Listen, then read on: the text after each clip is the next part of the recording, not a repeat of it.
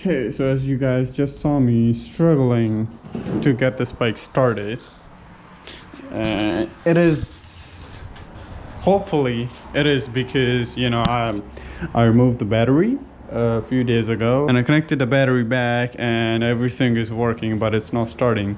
And that is more, I think, because I forgot to ground the power commander.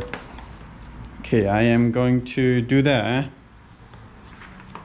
and then hopefully that was the only issue. That is now connected.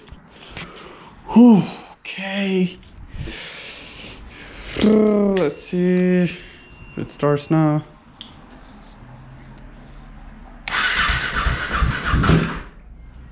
Oh, okay. Yes. Yes. Oh, started.